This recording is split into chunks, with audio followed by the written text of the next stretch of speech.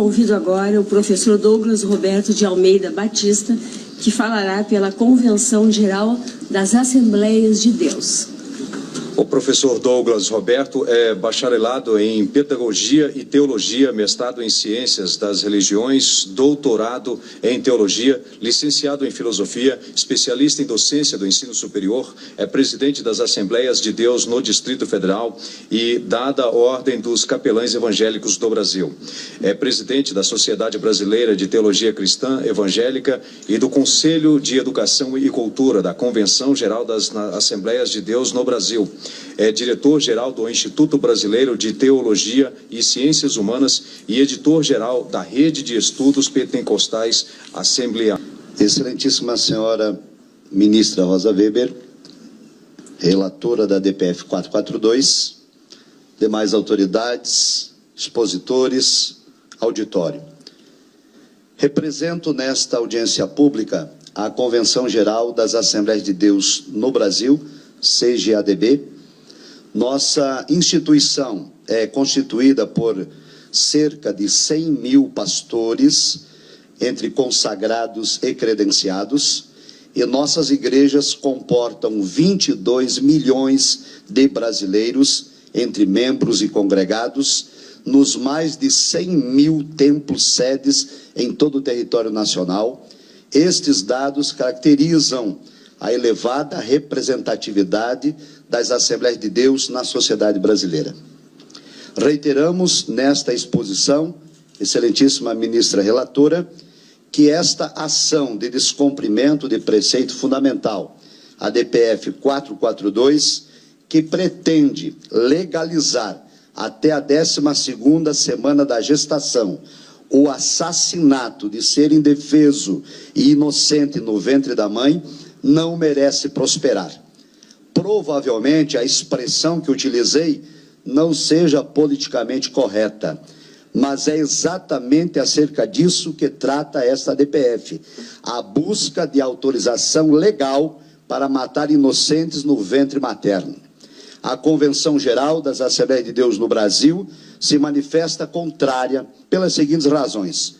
Em primeiro lugar, porque o direito à vida não pode e não deve ser violado.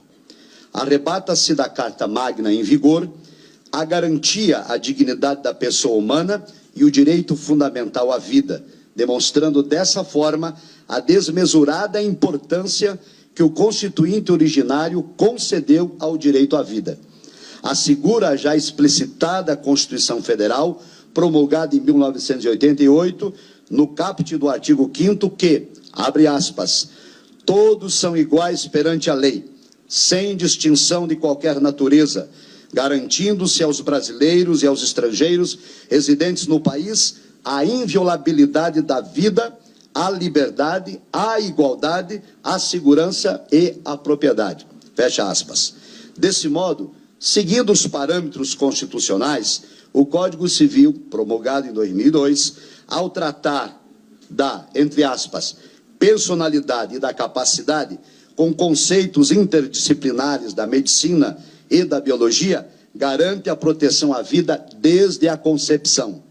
Além disso, o Código Civil legisla por meio do artigo 2º que, abre aspas, a personalidade civil da pessoa começa do nascimento com vida, mas a lei põe a salvo, desde a concepção, os direitos do nascituro.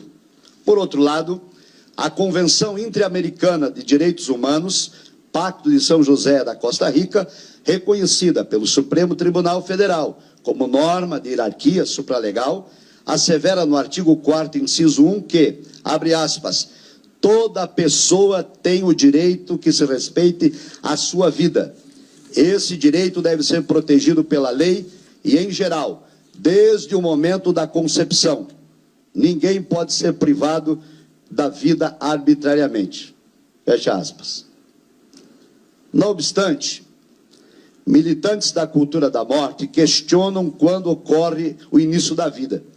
Contudo, a embriologia já esclareceu o apontado, porque empiricamente a vida tem início com a fecundação do espermatozoide, gameta masculino, com o óvulo, gameta feminino, formando uma nova célula, um novo ser, zigoto.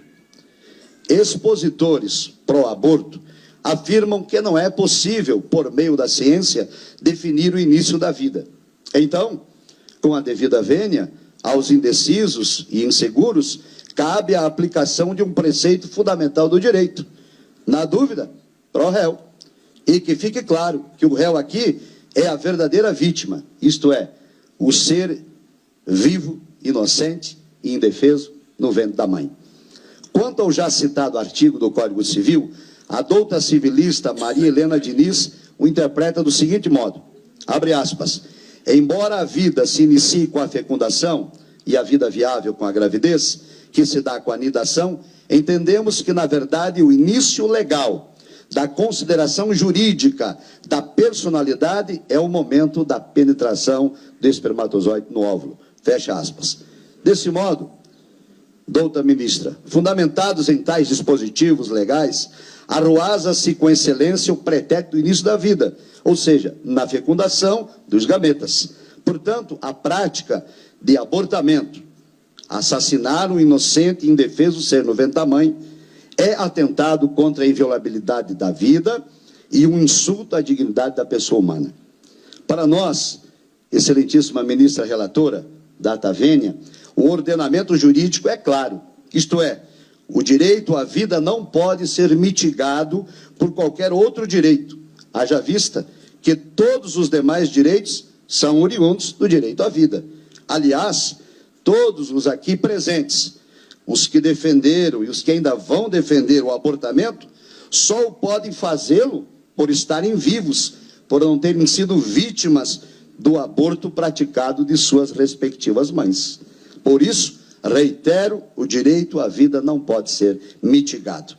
No entanto, preocupa-nos as demandas judiciais disfarçadas de progressistas, mas que na realidade estão permeadas de viés ideológico, político, partidário. Igualmente, estamos apreensivos com os excessos advindos da cultura jurídica pós-positivista, que busca ir além da legalidade, que ultrapassa a letra da lei, permitindo ao julgador tornar-se simpatizante de ideologias e assim emitir juízos valorativos, a fim de atender aspirações de supostos direitos de militâncias diversas que afrontam e desrespeitam os direitos fundamentais descritos no texto constitucional. Não existe, ministra relatora data vênia, preceito fundamental para matar inocentes. O preceito é pelo direito e pela inviolabilidade da vida. Em segundo lugar, esta DPF não merece prosperar porque o abortamento está em desacordo com a moral razoável dos brasileiros. Indiscutivelmente, a prática do abortamento é ato reprovável para a maioria da sociedade brasileira. Revela o censo de 2010 que mais de 85% dos brasileiros professam a fé cristã. E o ato de tirar a vida de outrem, seja de um embrião, feto, criança, jovem, adulto, idoso, saudável ou doente, é atentado à lei da ética e da moral cristã, pois viola o 6º mandamento do decálogo bíblico que diz, não cometerás assassinato. Discute-se que a questão em debate não pode ter parâmetro religioso e que somos fundamentalistas, fanáticos, extremistas, dentre outros termos pejorativos, simplesmente porque insistimos em defender a cultura judaico-cristã. Diante disto, eu me pergunto, desde quando que ter convicções religiosas, acreditar em Deus e ter a vida pautada na ética e na moral cristã tornou-se um ato criminoso nesta nação? O Brasil não é um país totalitário, socialista, fascista, marxista ou ateu.